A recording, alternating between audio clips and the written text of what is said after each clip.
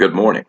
I'm Lee Jamison, and this is the 72nd installment of the Bible in a year. Today's passages will be from Deuteronomy 19 through 21 and the Gospel of Matthew, chapter 23, verses 1 to 22. Moses is continuing his recitation of the Exodus with chapter 19, Laws Concerning Cities of Refuge.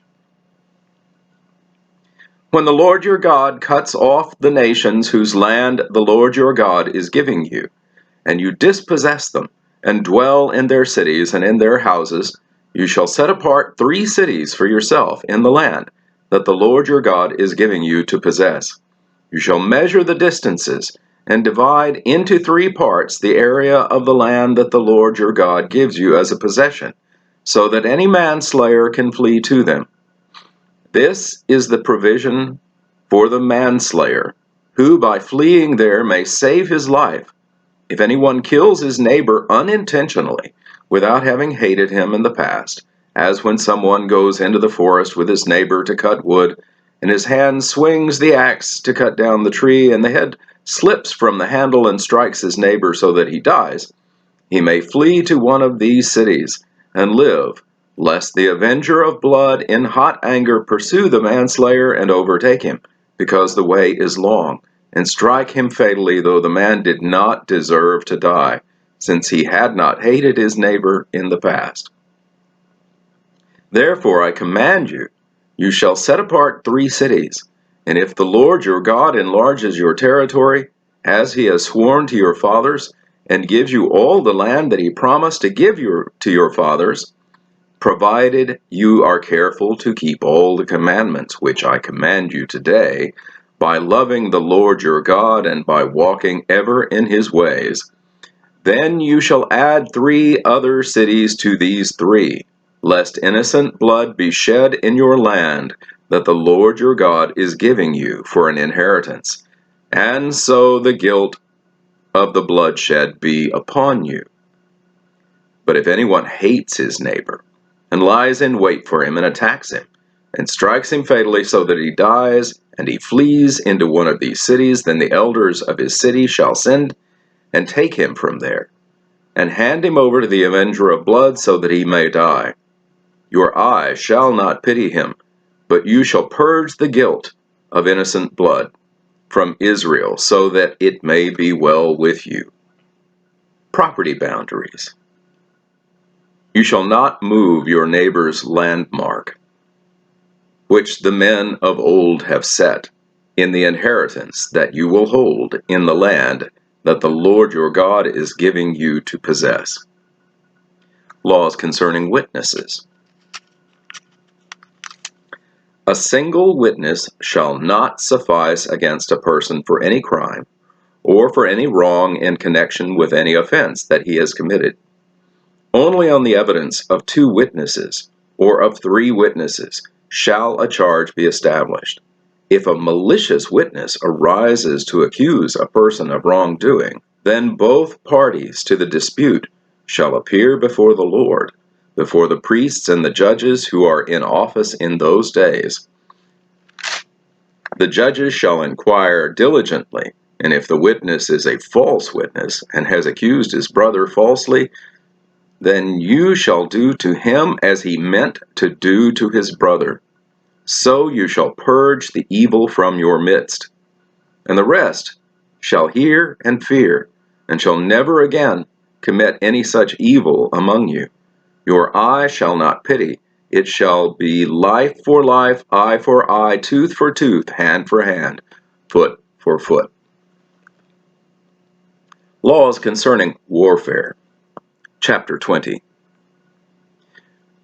When you go out to war against your enemies, and see horses and chariots and an army larger than your own, you shall not be afraid of them. For the Lord your God is with you, who brought you up out of the land of Egypt. And when you draw near to the battle, the priest shall come forward and speak to the people, and shall say to them, Hear, O Israel, today you are drawing near for battle against your enemies. Let not your heart faint. Do not fear or panic or be in dread of them. For the Lord your God is he who goes with you to fight for you against your enemies, to give you the victory.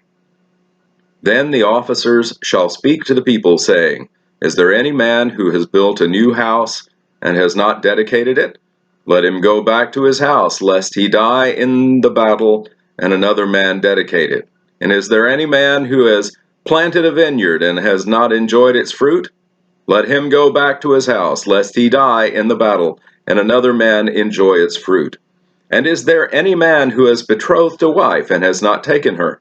Let him go back to his house, lest he die in the battle and another man take her. And the officers shall speak further to the people and say, Is there any man who is fearful and faint-hearted?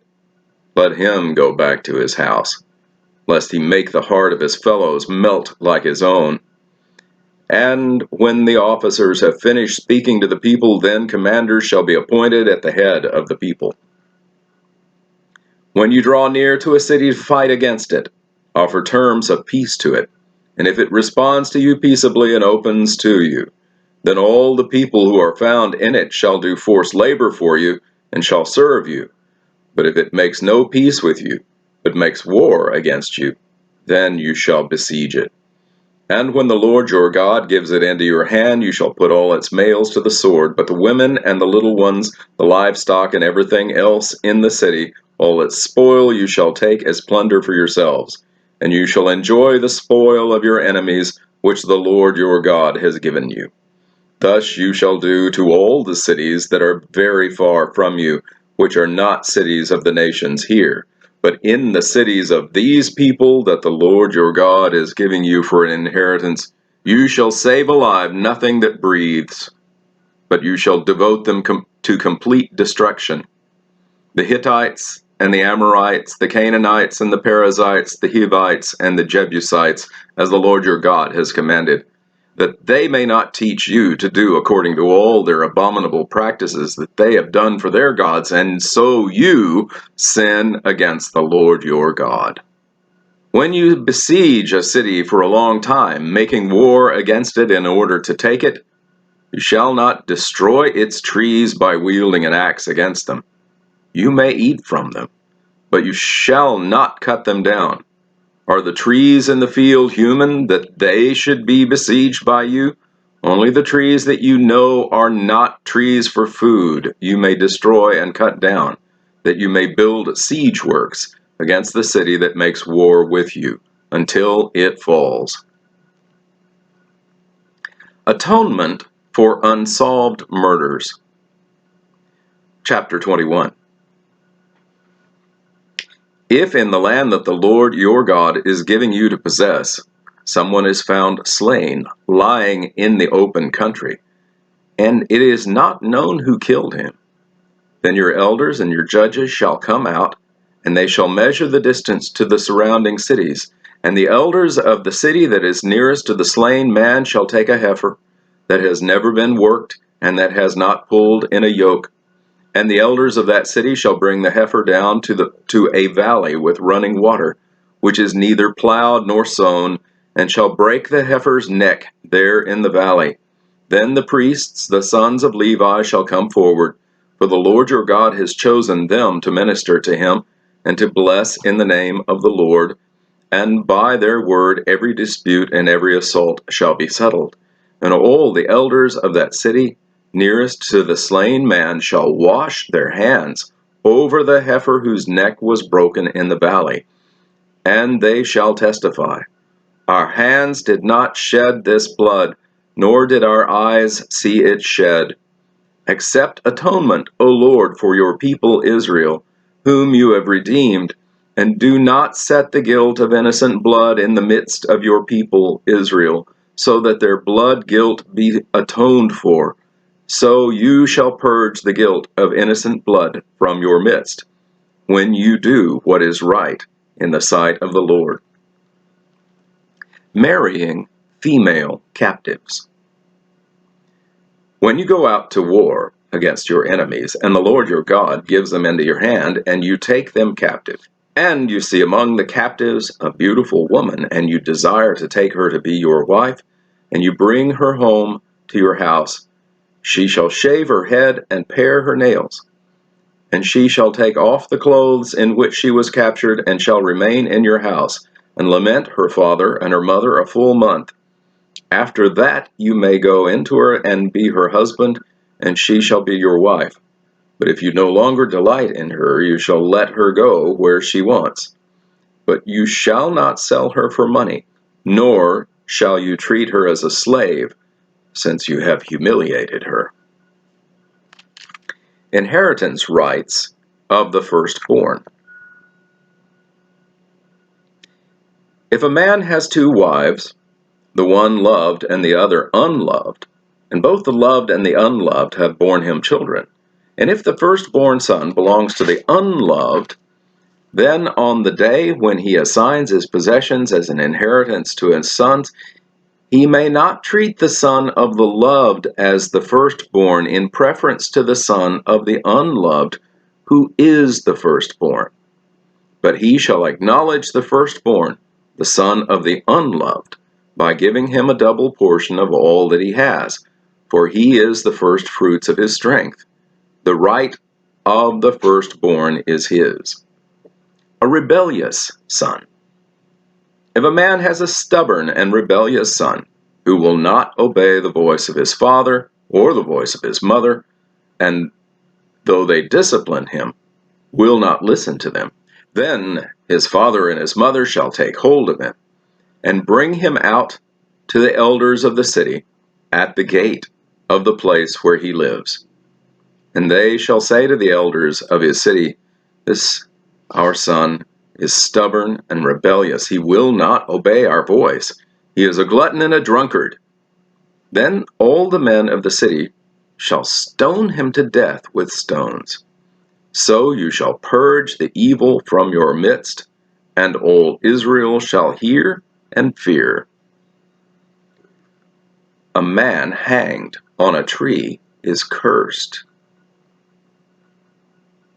And if a man has committed a crime punishable by death, and he is put to death, and you hang him on a tree, his body shall not remain all night on the tree, but you shall bury him the same day, for a hanged man is cursed by God. You shall not defile your land that the Lord your God is giving you for an inheritance. And that concludes the reading in Deuteronomy. Matthew 23, 1 through 22. Then Jesus said to the crowds and to his disciples, The scribes and the Pharisees sit on Moses' seat. So practice and observe whatever they tell you, but not what they do. For they preach, but do not practice. They tie up heavy burdens hard to bear and lay them on people's shoulders, but they themselves are not willing to move them with their finger. They do all their deeds to be seen by others, for they make their phylacteries broad and their fringes long, and they love the place of honor at feasts, and the best seats in the synagogue, and greetings in the marketplace, and being called rabbi by others. But you are not to be called rabbi, for you have one teacher, and you are all brothers. And call no man your father on earth, for you have one Father who is in heaven. Neither be called instructors, for you have one instructor, the Christ. The greatest among you shall be your servant. Whoever exalts himself will be humbled, and whoever humbles himself will be exalted. But woe to you, scribes and Pharisees, hypocrites! For you shut the kingdom of heaven in people's faces. For you neither enter yourselves nor allow those who would enter to go in. Woe to you, scribes and Pharisees, hypocrites! For you travel across sea and land to make a single proselyte. And when he becomes a proselyte, you make him twice as much a child of hell as yourselves. Woe to you, blind guides, who say, if anyone swears by the temple, it is nothing. But if anyone swears by the gold of the temple, he is bound by his oath. You blind fools, for which is greater, the gold or the temple that has made the gold sacred? And you say, if anyone swears by the altar, it is nothing. But if anyone swears by the gift that is on the altar, he is bound by his oath. You blind men, for which is greater, the gift or the altar that makes the gift sacred? So whoever swears by the altar swears by it, and by everything on it. And whoever swears by the temple swears by it, and by him who dwells in it. And whoever swears by heaven swears by the throne of God, and by him who sits on it. And that concludes the reading in Matthew. Thank you for watching this video all the way to the end. To gain a wider audience for this series of videos, I ask a few favors of you. First, please like the video and subscribe to the channel. You can also click on a bell icon, and that will make sure that you receive notifications when new videos come out. Then, if you have comments or questions, even if they're critical, I want to hear from them. Be civil, of course. The YouTube algorithm rewards videos that receive audience participation. So I appreciate your input. You are a part of this channel as well. Thank you, and have a blessed day. Gotta have those pretty shiny lips, you know. Against your enemies, let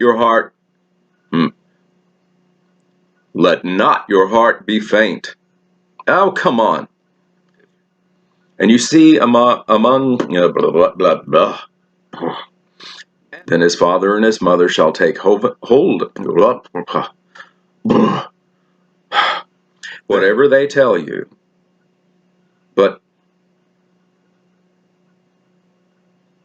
oh, wait a minute. That's not how that should be read.